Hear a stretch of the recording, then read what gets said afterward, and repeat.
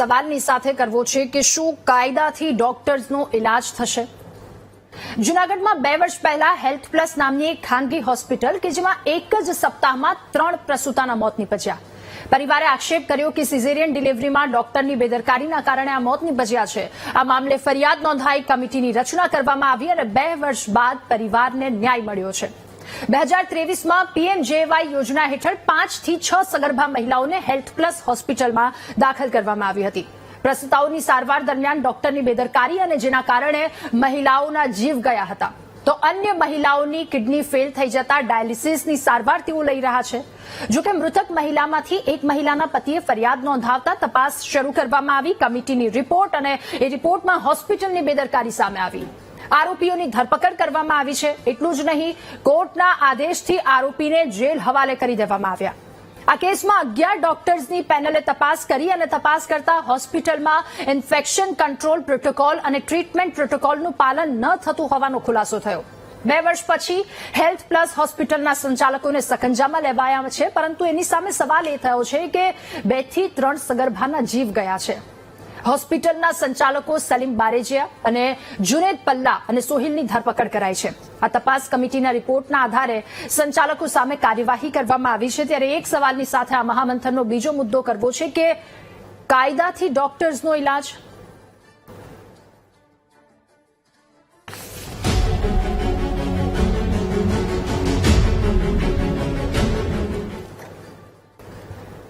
ત્યારે આ જ મુદ્દા પર સીધા ચર્ચા કરીએ, કારણ કે એક સગર્ભા મહિલા પોતે આટલો વિશ્વાસ લઈ ડોક્ટર પાસે જાય છે. એક સામાન્ય વ્યક્તિ જેને કશી ખબર નથી પડતી આ ડોક્ટરની ભાષામાં અથવા તો જે મેડિકલની ભાષા છે એમાં અમને કશી ખબર નથી પડતી. એક વિશ્વાસ લઈને ડોક્ટરની પાસે જઈએ છીએ. ત્યારે શું રમાઈ ગયું આ મુદ્દા પર, એના પર ચર્ચા કરવી છે. આપણી સાથે જૂનાગઢના અરજદાર આકાશભાઈ મેત્રા જોડાયા છે અને સિનિયર ફિઝિશિયન ડોક્ટર યોગેશભાઈ ગુપ્તા આપણી સાથે જોડાયા છે. ખૂબ સ્વાગત છે આપ બંનેનું. આકાશભાઈ, શરૂઆત આપનાથી કરવી છે. આજે આખો કિસ્સો સામે આવ્યો છે, આપનું શું કહેવું છે? આમાં શું રમાઈ ગયું, શું થઈ ગયું? આમાં ડોક્ટરની પ્રવૃત્તિની હાલો. હા આકાશભાઈ, આપનો અવાજ આવી રહ્યો છે, આપ જણાવો. હેલ્થ પ્લસ હોસ્પિટલમાં બેદરકારી ડોક્ટરની સામે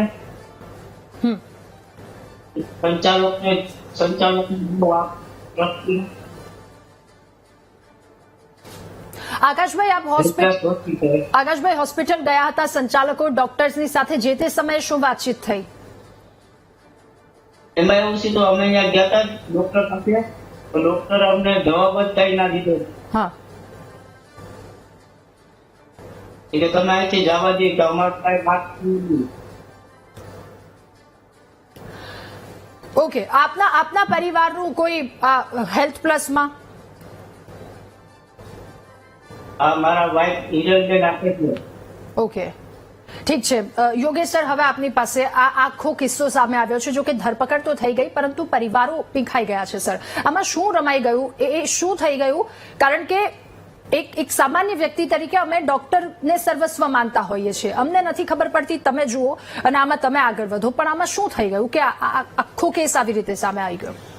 તમારી પ્રસ્તાવનામાં જ ઘણી બધી વસ્તુઓ અને બહુ જ ડીપ મિનિંગ રહેલું છે. જે હું ઘણા પ્રોગ્રામોમાં કહું છું કે દર્દી જે છે ને એ નર્સિંગ હોમમાં જાય, નાની ક્લિનિકમાં જાય, હોસ્પિટલમાં જાય, એના માટે તો એક જ ફેસ ઇમ્પોર્ટન્ટ છે, એ doctor.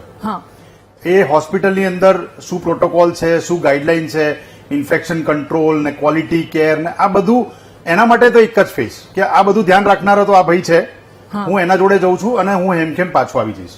So that is what the પ્રસ્તાવના ઇઝ. કે આપણે આ કેસની અંદર બી તમે જુઓ તો ધારો કે એક કેસમાં બનાવ બન્યો હોત કે સગર્ભા છે, એને કોઈ કોમ્પ્લિકેશન હતા, ડિલિવરી થઈ, પછી કોમ્પ્લિકેશન વધ્યા અને લીવર અને કિડનીને તકલીફ થઈ, તો હું કદાચ સમજી શકત કે ભાઈ આ નોર્મલ કોમ્પ્લિકેશનનો એક પાર્ટ છે, જેમાં હોપફુલી ડોક્ટરે બધી મહેનત કરી હશે, સગા જોડે બધી ચર્ચા કરી હશે અને બધી જાતની મહેનત કર્યા પછી કદાચ નહીં બચાવી શક્યા હોય. એ એક્સેપ્ટેબલ હતું. પણ આ કિસ્સાની અંદર તો એવું જાણવા મળે છે કે 6 થી 7 બેક ટુ બેક પ્રેગ્નન્ટ લેડીઝમાં કોમ્પ્લિકેશન થયા, જેમાંથી 2ના મૃત્યુ થયા અને 4 કે 5 આજની તારીખમાં પણ ડાયાલિસિસ પર છે. સો બેક ટુ બેક થયા હોય એનો મતલબ શું થયો કે કાં તો આવડતનો પ્રોબ્લેમ છે કેમ કે બધા એક સાથે આટલા બધા કોમ્પ્લિકેટેડ પેશન્ટો તો દાખલ નહીં થયા હોય ને હોસ્પિટલમાં. એરિયા બી નાનો છે. આજે હું સ્ટર્લિંગમાં કામ કરું તો વર્ષે કદાચ 4 કે 5 પેશન્ટ આવે છે, રાઈટ. સો એક તો આવડતનો ઇસ્યુ હોય, બીજું ક્વોલિટીનો ઇસ્યુ હોય. ક્વોલિટી એટલે કે આજે જયારે ઓપરેટ કરતા હોઈએ કે જયારે એની કેર લેતા હોઈએ ત્યારે એ સર્જિકલ ઇન્સ્ટ્રુમેન્ટ છે કે એનો ડ્રેસિંગ મટીરિયલ છે કે જે દવાઓ આપવામાં આવી રહી છે કે એનું આજુબાજુનું એન્વાયરમેન્ટ છે કે ઓટીનું એન્વાયરમેન્ટ છે, એમાં કોઈક ના કોઈ ખોડખાપણ હોય તો જ તાત્કાલિક ઇન્ફેક્શન થાય. બરોબર. અને ત્રીજી વસ્તુ જે આ ભાઈએ કીધું ને એ મહત્વનું છે કે ડોક્ટરે મારા જોડે વાત જ ના કરી. આજે એ બી બહુ મહત્વનું કોમ્યુનિકેશન છે. આજે કોઈ પેશન્ટને કોમ્પ્લિકેશન થયું હોય તો એ બિચારાના સગાના શું ઈચ્છા હોય કે ડોક્ટર મને આવીને સમજાવે, શું કરવાનું છે આગળ એનું પ્લાન આપે અને અમે પછી બંને મળીને સાથે લડીએ. સો પાછળ શું ખેલ રમાઈ ગયો ને એનો મતલબ એક જ થાય છે કે there was a substandard care. ક્વોલિટીની કોઈ છેડા ઉડાડી દેવામાં આવ્યા હશે. કેમ કે આ રિપોર્ટની અંદર એવું બી લખવામાં આવ્યું છે કે નર્સિંગ ચાર્ટની અંદર દેર આર ડિસ્ક્રિપન્સી, દવાઓ આપી છે કે નથી આપી એનું ખબર નહોતું પડતું, પ્રી ઓપરેટિવ પોસ્ટ ઓપરેટિવ કેરમાં ખબર નહોતી પડતી. આ બધી જ વસ્તુ એ રેકોર્ડમાં આવી છે. સો આનો મતલબ એક જ થાય કે હોસ્પિટલ બધું જ નેવે મૂકીને ખાલી ને ખાલી પ્રોફિટ મેકિંગ કરી રહ્યું હતું. પણ આનો એક બીજો મુદ્દો બી છે જે આપણે ભૂલી ગયા કે આ બધા પેશન્ટો આયુષ્માન ના હતા. જો હું ખોટો ના હોતો, મેં જેટલું વાંચ્યું છે એટલું, તો એ બી એક સવાલ ઉભો થાય છે જે હું ઘણા કહેતો આવ્યો છું. ખ્યાતિ વખતે બી બોલ્યો હતો કે આ ટીપ ઓફ આઇસબર્ગ છે, આવું ઘણું જ ચાલી રહ્યું છે. જો અત્યારથી આપણે એને નહીં સાચવીએ તો આ પ્રોબ્લેમ થતો જ જશે. સો આ બધો ખેલ છે આખા ટ્રીટમેન્ટની અંદર. એટલે સર, ખિસ્સા ભરવાની લાઈમાં લોકોના જીવન સાથે રમત રમાઈ જાય છે, તો આના પર કંટ્રોલ આવવો જોઈએ. આપને શું લાગી રહ્યું છે? સી, હેલ્થકેરનો ડેફિનેશન જ એ છે કે કોઈ જાતનું કોમ્પ્રોમાઇઝ અલાઉડ નથી. એના માટે તમારે સ્ટ્રિક્ટર રહેવું પડે. એ કોઈ સબ્જેક્ટિવ નહીં, કોઈ ઓબ્જેક્ટિવ. એટલે કે આજે મારા હાથમાં નથી, હું મહેનત કરી રહ્યો છું, પછી પણ મને ફળ નથી મળી રહ્યો, એ ઓકે છે. પણ આજે મારા હાથમાં વાત છે, હું એઝ અ ડોક્ટર જોઈ શકું છું કે આ દવા જે છે સબસ્ટાન્ડર્ડ છે, કે આ સર્જિકલ ઇન્સ્ટ્રુમેન્ટમાં પ્રોપર સ્ટરલાઇઝેશન નથી થઈ રહ્યું, કે જે દવાઓ મંગાઈ રહી છે હોસ્પિટલ એ સબસ્ટાન્ડર્ડ ક્વોલિટીની છે, કે ઇન્ફેક્શન કંટ્રોલ નથી થઈ રહ્યું, કે સર્જિકલ ડ્રેસિંગ પ્રોપર નથી થઈ રહી, તો એ તો મારા હાથમાં છે. એ તો કમિશન થયું, એક્ટ ઓફ કમિશન થઈ ગયું. એટલે એનો તો કાયદો જ પછી કેવું થાય કે એથિકલ લાઈન ક્રોસ કરી લીધી હોય અને હું એને સમજી જ ના શકતો હોઉં તો પછી તમારો જે સવાલ છે એ જ આવે કે કાયદો જ લાવવો પડે પછી. પણ કાયદો આખા ઇન્ડિયામાં આટલા બધા હેલ્થકેરમાં અને આટલા બધા ડોક્ટર્સ ઉપર કાયદો બી કેટલું કામ કરે. તમે કીધું 2 વર્ષ પછી આ ભાઈને ન્યાય મળ્યો, મને નથી દેખાતું. કેમ કે 2 વર્ષ પછી એ જાણવા મળ્યું કે આમાં કલ્પેબલ હોમિસાઇડ નો એક્ટ લાગુ પડી શકે. એનો મતલબ કે હજી તો કેસ રમાવાનો છે, હજી તો કેસ ચાલવાનો છે, હજી તો એની અંદર કેટલાય આંટાઘાટાઓ આવશે, આ ભાઈએ જોવાના આવશે.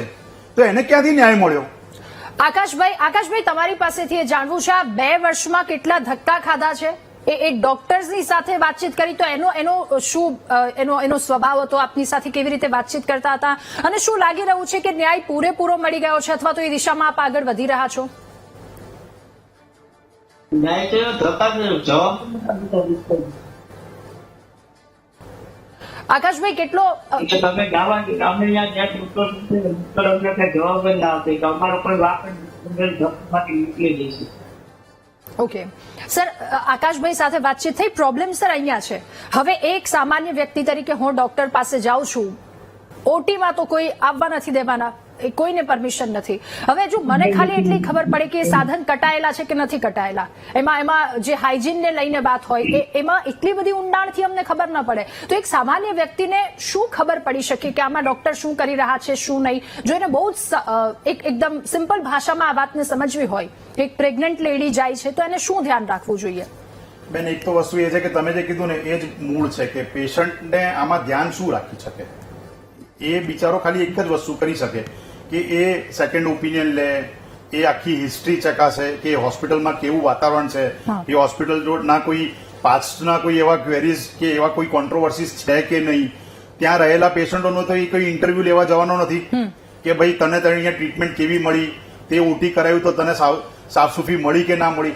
એ પેશન્ટે તો ખાલી ને ખાલી એ ડોક્ટર જ શોધવાનો છે જેના ઉપર એ વિશ્વાસ અકબંધ મૂકી શકે અને પછી એ પ્રાર્થના કરવાની કે એ ડોક્ટર જોડે એટલી તાકાત હોય કે એ હોસ્પિટલને એ દોરી શકે કે બોસ આટલું તો નહીં જ ચાલે, હા. કેમ કે હું ટ્રીટમેન્ટ આપી રહ્યો છું, તારે પૈસા કમાવા છે, મને મારી ફીસ મળવાની જ છે, પણ મારું પેશન્ટ જો હેમખેમ જશે તો મને બીજા 100 પેશન્ટ લઈને આવશે. જી. સો એ મારામાં એવી તાકાત હોવી જોઈએ કે હું હોસ્પિટલને કહું કે બોસ તમારી ઇન્ફેક્શન કંટ્રોલની કમિટી બનાવો, તમારી ફાર્માસ્યુટિકલ કંપનીની કમિટી બનાવો, તમે આ બધી જ કમિટીઓની અંદર બધું જ ડિસ્કશન કરો ને અમને એક લેટર આપો, સર્ક્યુલર આપો કે તમે આટલી ધારાધોરણો ફોલો કરો છો. બરોબર. આજે કોઈ પણ સારા કોર્પોરેટ હોસ્પિટલની અંદર કે સારા હોસ્પિટલની અંદર આ જ થતું આવ્યું છે, જેનાથી કે અમે પેશન્ટને રિઝલ્ટ આપી શકીએ. જી. એટલે પેશન્ટ તો ખાલી ને ખાલી ડોક્ટર જ શોધી શકે. બિલકુલ. અને બાકી તો અમારા હાથમાં કશું છે નહીં. સર, આપનો અને આકાશભાઈ આપનો ખૂબ આભાર મહામંથનમાં અમારી સાથે જોડાવા બદલ, આ મુદ્દા પર ચર્ચા કરવા બદલ. એટલે આજના મહામંથનના એ બંને મહત્વના મુદ્દા, જેમાં ડોક્ટર પાસે આપણે જઈએ છીએ તો ખાલી એક આશાને લઈને જઈએ છીએ કે આ ડોક્ટર મારો ભગવાન છે અને એ જે કરે છે એ બધી વસ્તુ બરાબર. નમ્ર વિનંતી ડોક્ટર્સને પણ કે મહેરબાની કરી અને આવી રીતે પૈસા માટે લોકોના જીવ સાથે ન રમો. અને પોલીસની વાત, રાજ્યમાં ખાખી પર અમને ગર્વ છે, પરંતુ આવા કેટલાક કિસ્સાઓ જે સામે આવે છે એ સવાલો સર્જી જાય છે. મહામંથનમાં હાલ બસ આટલું જ. નમસ્કાર.